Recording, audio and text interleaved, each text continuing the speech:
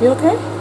Hi, I'm Jeff and you're here. Before we get started, Black Lives do have and will always matter. There'll be links in the description for you to check out. And just remember, it is our responsibility to protect black women when, say it together, all together now, every single day. Yes? What? I have a guest that I want to introduce you to, but he's currently eating. So we're just gonna let him have his little meal. There will not be much rambling because I feel like the die are gonna try to kill me. Pun intended. So, without further ado, it's time for a new TBRs. Let's go. Wearing Buka jeans from Diesel, I'll never need you. This is a sequel. I'm Max Keeble. I'm representing for the black people. So the album for this month, child, I had to change it because of Lil Uzi's insinuating circumstances. We're going to be shuffling the Nicki Maraj Beat Me Up Scotty remastered mixtape because it's like one of her best works, and I go hard. Go hard, okay? That's it. Okay, rambling over. Let's roll. I hope Pop don't jump after these dice.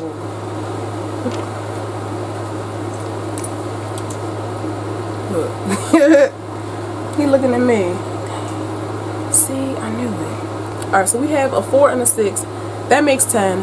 I knew it. It's the third highest number I could get. I am distressed, but excited. So let's go. Let's do it. Let's do it. Let's do it. Before we get, if I say one more before we get into it, child. But for real, this is the last one before we start. Meet my son, the love of my life. Say hi. Say hi. Say hi. This is. Oh. Okay. Literally, you're gonna sit right. He did all of that just to sit right at my feet. Alright, Pop. Alright, let me for real get started because I could get lost in petting him, okay? Number 1. Where are you going? Oh, sorry. I'm trying to make room for you. As y'all know how music and manuscripts works, we shuffle your back. You're just gonna sit. I know. As y'all know, music and manuscripts, pick an album or playlist, hit shuffle, whatever song comes up. I pick a book that I feel best represents the song. Number 1.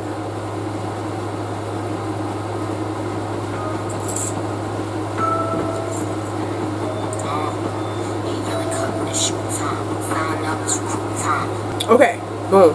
So the first song that was chosen, it was Chirac. And for that, child, I'm just gonna continue. My mama coming up the stairs. Yo. Hi. What's up, shawty? Okay, so the first song was Chirac. And we're just going to continue on the Artemis Fowl journey. This is the second one. So basically, okay, so boom. This is the second one, Artemis Fowl and the Arctic Incident. So in the first one, we find out that he is 14 years old and literally like an evil genius. But like, he's not evil. It's just he's misunderstood, okay? So his daddy had left his mama, and then his mama started losing her memory and stuff, and so he just had to do what he had to do for his family, okay? So in the second book he has to go into the Arctic Circle, but the problem is that that's like the headquarters of the Russian mafia, which wouldn't be a problem if he only had the Russian mafia to deal with, but he also has all of the magical creatures that he hurt, and well, not hurt, but bamboozled into stealing their gold and their riches and stuff. But he did it for his family, so I can't really be mad at a little party here, okay? So yeah, this is just the second book. He's on a mission to find his dad. He has to fight the Russians on top of fighting the fairies, and they coming after him because he did kind of kidnap Lieutenant Holly, but you know, it was really her fault because she was the one who was going out on missions and not doing her ritual, so really you can't really blame him. But anyway, this is number 1. Let's move on. Number 2. Shuffle again. Ooh.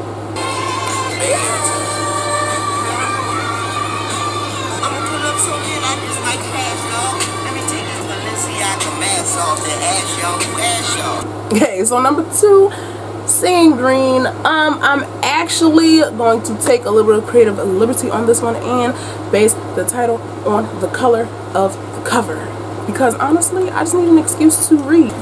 Jade City, the cover's green, the song's called Seeing Green. We're just gonna go for it. I'm finna read y'all the back. For centuries, honorable green-bone warriors have used magic jade to embrace their abilities and defend the island of, what did I say? Kekon from foreign invasion. Now the war is over and a new generation vies for control of, what did I say again? Kekon's bustling capital city. 4 siblings of the powerful Call family must prepare for battle, and the fragile person between and the what? No girl. And the fragile peace between the clans is about to break. Honestly, what's my theme song at this point? I should know what this book is about because everybody's read it. Everybody and their mother's dog sitter's second cousin's third wife has read this. But me and Michelle. But honestly, I was waiting for Michelle to get it, but then I never told her I was waiting for her to get it, so that's really my bad. Number 3. Best I ever had.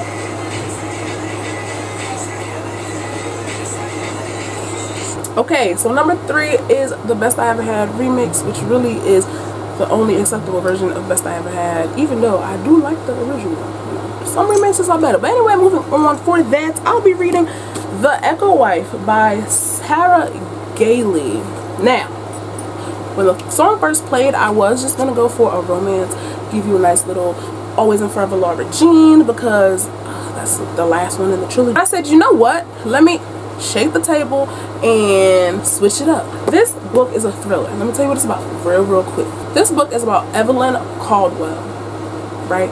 So Evelyn Caldwell has this husband and everything's going good until she figures out a way to clone herself, and so she does. She clones herself. Her clone's name is Martine, also my best friend's name, but that's neither here nor there. And Martine is literally, now Martine may look like Evelyn, but she's literally Evelyn's exact opposite. She's patient, she's caring, she's doting to the husband, she's gentle, she's obedient, and she's having an affair with Evelyn's husband. But like, is it really an affair because they're the same person? But not, but are.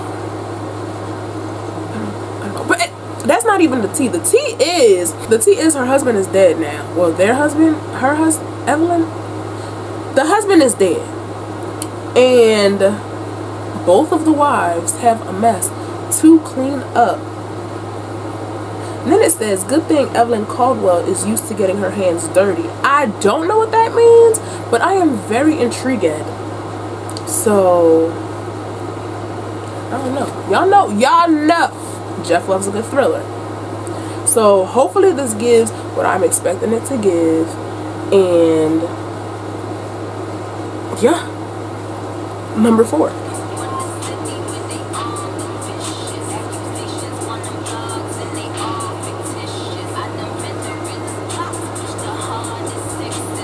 Okay, so number 3, probably one of my favorite songs, Fractions. And honestly, I'm going to read Amari and the Night Brothers by B.B. Austin. Let me tell you why, okay?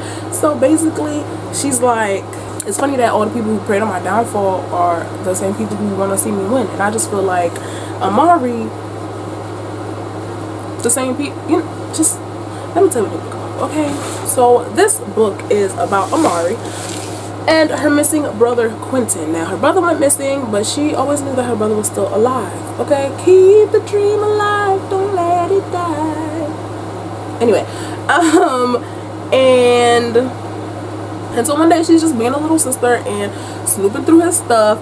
She finds a ticking briefcase from the Bureau of Supernatural Affairs, and she knows that this is literally the key to finding her brother. Okay, let me just put these right here, child, so I can really see what's really to see. Okay, so not only does she have to find her brother, she also is now exposed to this world of magic and fairies and just all the stuff that she just thought was fake. Okay, so now she has to compete for a spot in this school,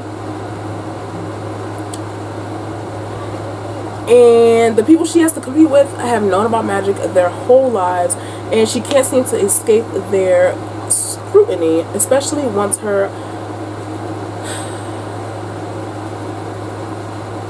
So now she has to compete for a spot with these kids who already have the advantage because they already knew what magic was, and they already knew that it existed, and they were already they were born practicing their powers. And she finds out what her power is, but it's deemed illegal. And so now there's an evil magician threatening the supernatural world. Her classmates hate her, and she feels so alone, but she gotta get through the tryouts to save her brother.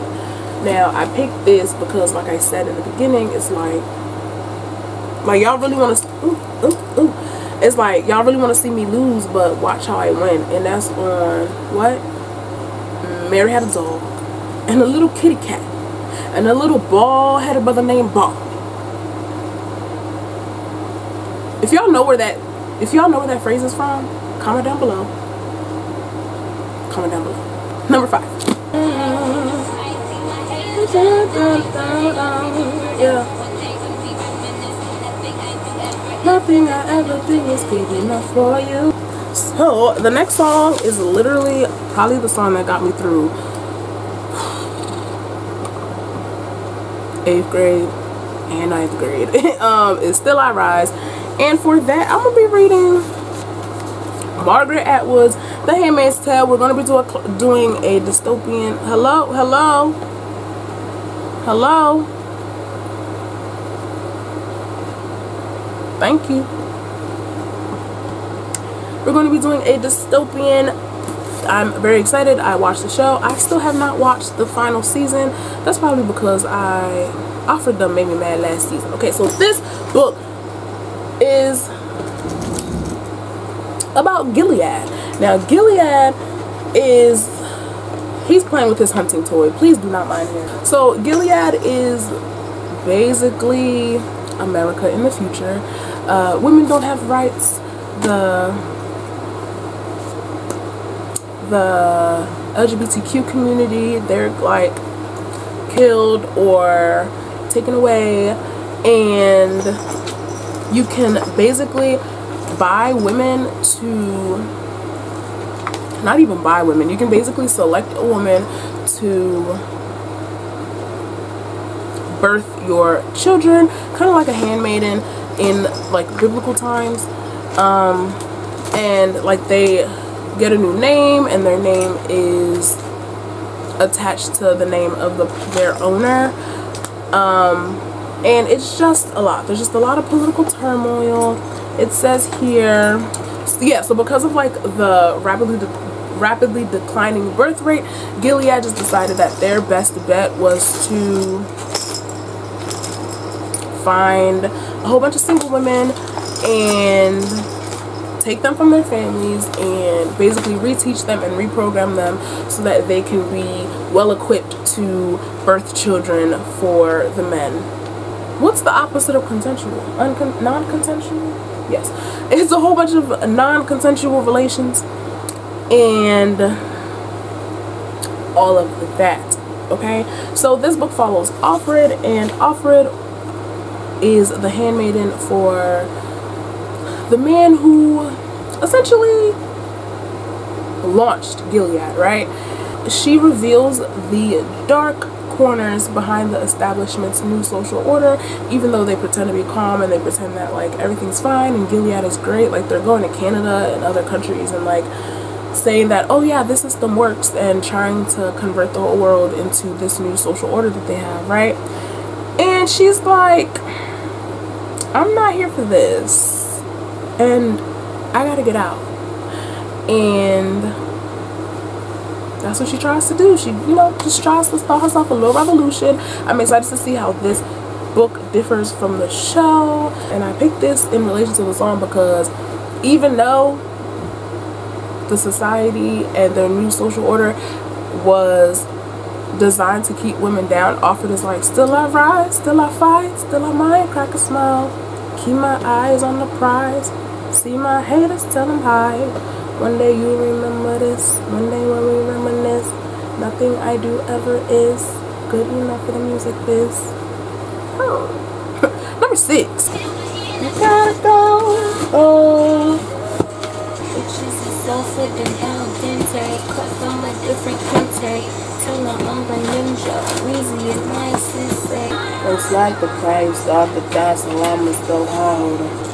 Okay, so y'all, I know this is probably really irritating y'all, the fact that every time I do one, this is just in the frame a different way. I'm so sorry. So the next song was Gotta Go Hard featuring Lil Wayne. This is like top 5 songs for me. But anyway, for that, I'll be reading JL's Wings of Ebony because honestly, Rue had to go hard for her set, for her family. Let me tell you about Rue. Okay, so Rue lives in East Row in Houston. It is a very poor, very dangerous part of the city, and her mother, and she lives there with her sister Tasha. Okay, so now her mother gets killed violently, and some man who's her father is all, hey, now that you need a guardian and they can't put you in the system since one of your guardians is alive, we're gonna head off to Gazan. Now, where is Gazan? Gazan is this, you know, secret magical place where gods live on Earth, okay? And first of all, she's illegal. Like, she wasn't even supposed to exist because it's illegal for gods and humans to procreate, so she just really for real does not belong, okay?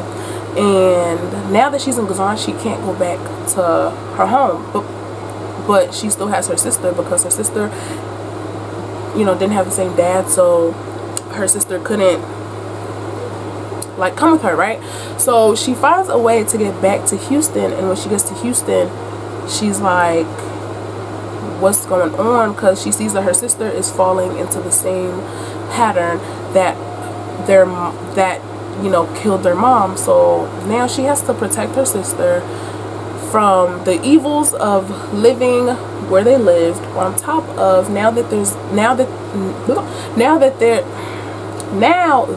there we go, another evil that was lurking in Gazan but has now followed her to Houston, and this evil is literally determined to make her life a living hell. And I picked this book for this song because she really had to go hard. Like, there were no breaks. She could not stop. She had to keep going for her sake, for her family's sake, for her home's sake, for her name. Like, she just had to go hard, and I just feel like this book is literally perfect for this song. Let's move on. What number is this? 6 or 7? Number 7.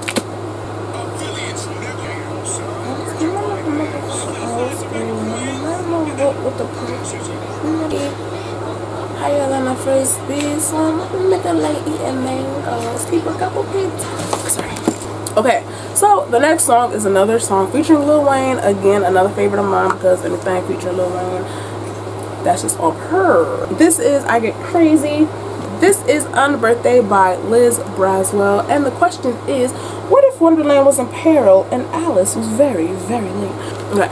So Alice is a young girl living in England, or a young lady. She is a photographer, and she's just, you know, she's not trying to get married. She's just trying to live her life, take her little pictures, and do what she gotta do. Now, people think she's crazy because she's like been telling people about when she went to Wonderland, but nobody believes her, right? And so she's like, you know what, y'all don't believe me, y'all really just out here to make sure I get married, which is not even what I want, but okay, go off, I guess, right? So one day she's just out here living her best life, taking pictures. I actually have started this book, and y'all know me, I'm quick to put a book down and forget to pick it back up. So now we're here again. She starts taking these pictures, and when she goes to develop them, because back in the day you had to like do a whole like process and put them in a dark room and do all of that, right? So she would take pictures, and when she would go develop them, she would see members, she would see characters from Wonderland, and so she's like, what is going on? I remember one time she took a picture of this tailor, and when she developed it, it was the Mad Hatter, and she's the only one who could see it. So when she would give the pictures to them, they would just see, you know, oh my gosh, this is a really lovely picture of me, but she's seeing something completely different, and everybody looks different. So she's seeing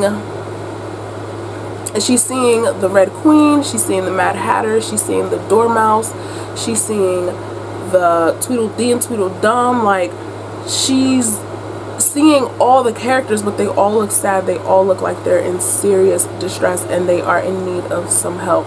And one day she's like, let me take a self-portrait, because maybe, you know, I've been dipping and dabbling a little bit in the photographers, she, you know, maybe she was thinking she was inhaling too much of the smoke from when you develop the pitch. I don't know, okay, okay.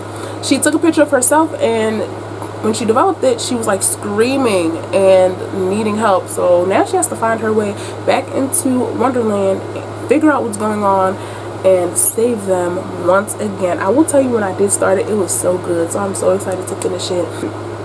Y'all know I love fairy tale retelling. Alice in Wonderland is my favorite fairy tale, and I picked this to go with the song because they really thought that she was crazy.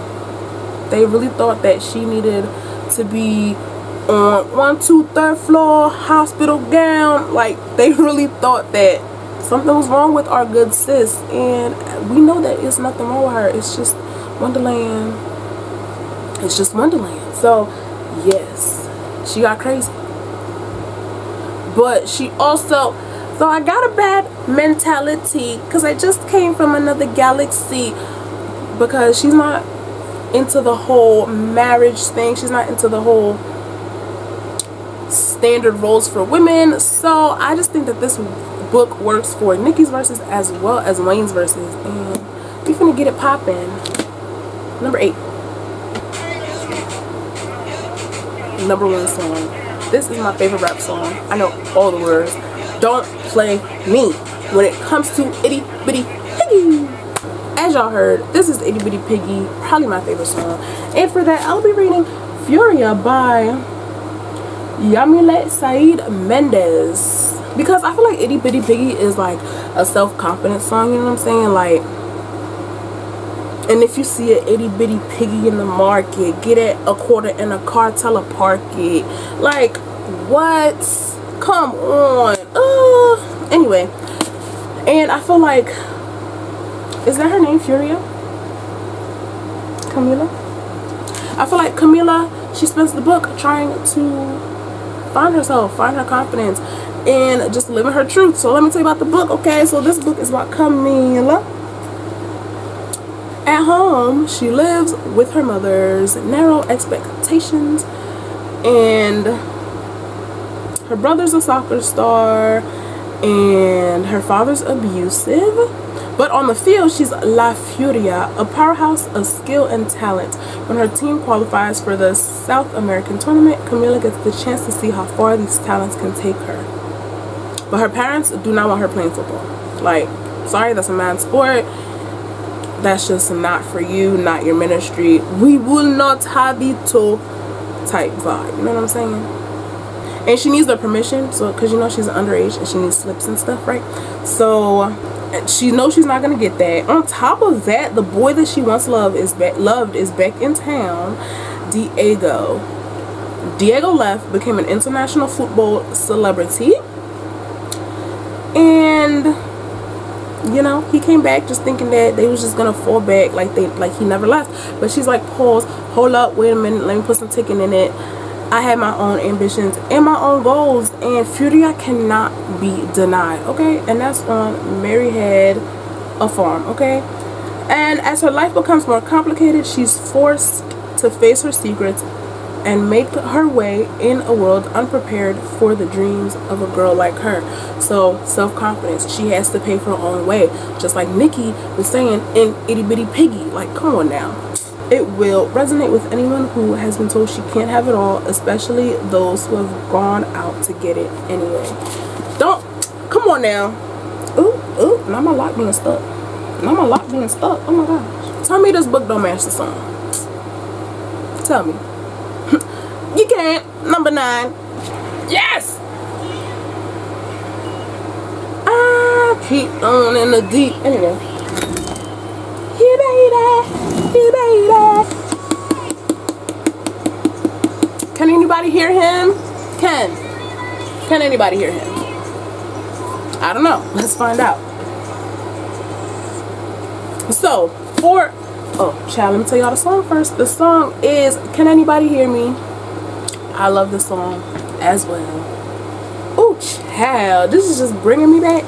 And for that, I'll be reading Brittany Morris's The Cost of Knowing. I have to tell Michelle about these books because like 3 of these books are buddy reads, and so we just gonna have to fit them in, child. Anyway, this is The Cost of Knowing. It is about, what's his name? Alex Rufus and his brother.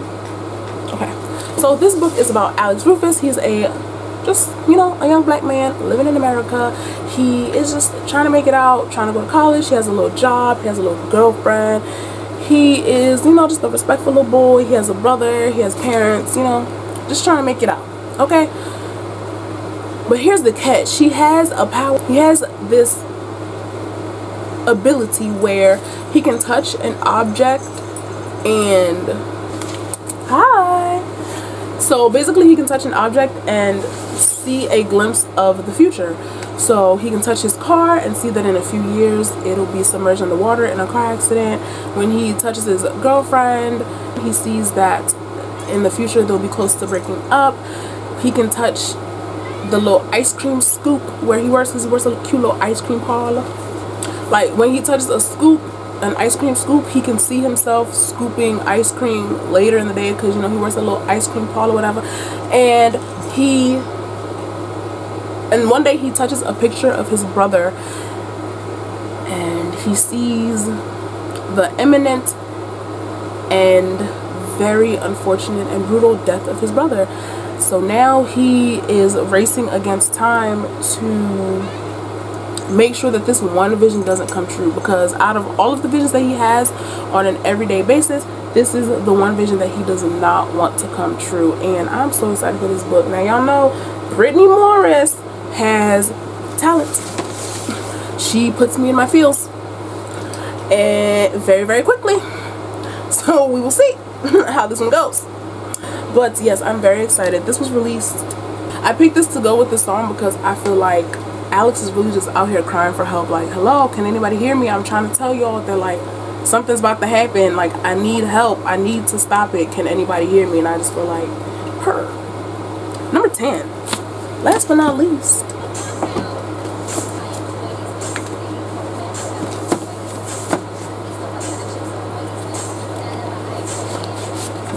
The last song that was picked, very fitting I guess, is Bossa Nova, okay? And for that, another Brittany Morris and another book that I put down and did not pick back up, but we're putting it back on the TBR once again. We have Slay. Now this book, I know I talked about it already, but I'm gonna give y'all a brief little synopsis, okay? Not too long. Not. Do you need room? He's playing fetch by himself with my beauty blender. He's like hunting it. Okay. He's so playful. Anyway, this book, I know I talk about it all the time. I'm gonna give y'all a quick like 30 seconds or less. Okay, so this book is about Kiara. Okay, she started this POC only RPG computer game. And you can make whatever character you want. They actually have brown skin complexions enough, because y'all know that would be the main problem with these video games. You could be green and blue and purple, but you can't be a darker shade of black, a darker shade of brown. But anyway, that's not here nor there. Okay, so she started this game it's a safe space for black people to play and nerd out, blurt it out. I love it. We love it here. It's amazing, right? Now, there was a tournament coming up and a player gets killed in real life. Like, one of the players killed another one of the players over some coins in the game. And of course, the media is going crazy. Oh yeah, this is what happens when you give black people their all-inclusive spaces. This is what happens when reverse racism takes effect. And this is what happens when you allow black people to create their own spaces. Violence, havoc, and chaos, right? This is what the media is saying. This is what everybody's saying. By day, Kiara goes to this really prestigious white school. She's like one of the only 3 or 4 black people there. And she, you know, is like the token black person, which honestly hard to relate. Like, not anymore, because I had to have a long talk with self. But hard to relate. But she doesn't want to do that. She just wants to go home and play her video game. Like, but nobody knows that she created the game. Her boyfriend doesn't know. Her mom doesn't know. Her sisters don't know. Nobody knows. Nobody's gonna know. Nobody's gonna know. How would they know? How would they know? That's what she was thinking. How would they know? And now that this crime is centered around the game, they're obviously looking for the creator. And she honestly just has to boss up. Like, but I picked this book for the song because the fact that she created this whole game by herself, well, I mean, she did have a little helper, but I already knew that because I had started the book, like I said. I picked this book to go with the song, like I was saying, because the fact that she even had it in her to start this game, the fact that it was as popular as it was, the fact that she kept it under wraps for as long as she did, the fact that she literally brought blurs together in this one setting. Like, people from all over the world were playing. France, well, France is the only place I can think of right now because I know that that's directly connected, but like France, Australia, different parts of Africa. Like, she managed to bring a whole lot of black people together to play this game, and they were like allowed to fantasy it out, and they were allowed to just be themselves.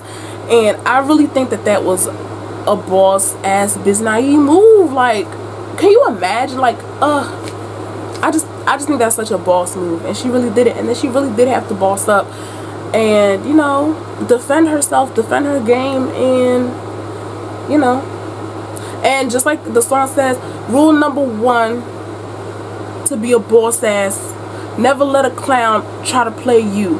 If he play you, then rule number 2 is his best friend and make him yes man. And I say that because Malcolm, hot garbage. And on that note, okay, that's all I have for you for today. Don't forget to like, comment, and subscribe. I have to go because I have so many more books to read, and I think Pop wants to play, so I'm gonna go do that for a little bit. But as always, I will see you seeing me in the next one. Bye.